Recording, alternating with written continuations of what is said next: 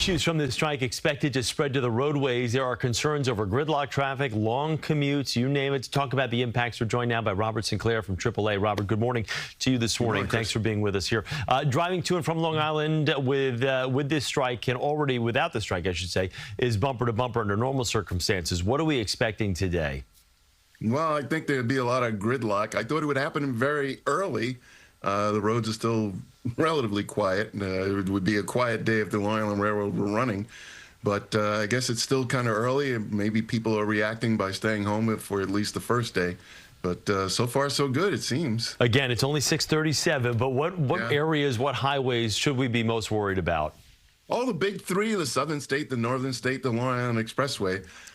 There's a AAA member I'm in regular communication with who lives at exit 58 off the Long Island Expressway and used to work in Jamaica, Queens. And he said there are no alternatives, that he's tried them all, westbound in the morning, eastbound in the evening. There are a finite number of east-west roads on Long Island, and I anticipate that they'll all be clogged at some point if this thing continues much longer. Yeah, and even under perfect circumstances, if you've been on the LIE, you know the LIE is never perfect. Let's talk about, if we can just factor in gas prices here for a second. Already a major concern before the strike when people could just commute via railway or bus, but now if some choose to actually use their cars to get to work, this only adds more misery to this by having to pay these gas prices out there to fill that car up. Yeah, the gas prices are high. What worries me also is that perhaps people are using their vehicles normally to go to a park and ride. Now will be using their vehicles for a long, slow slog into the city. And that can create some kind of mechanical problems. Long trips are much more stressful to a vehicle than a short trip. And if you're sitting in traffic, I worry about electrical problems.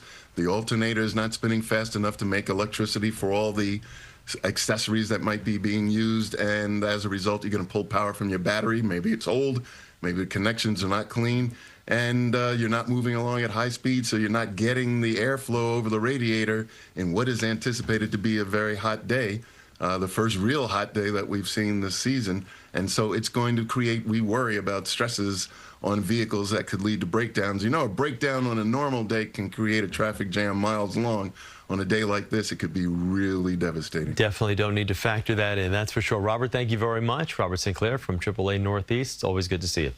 Good to see you, Chris. All right, and we will have live team coverage of the first workday commute of this strike all day long. Stay with us here for the very latest updates on the air, online, of course, at the CBS News app. We'll be streaming all day for you with this one. Yeah.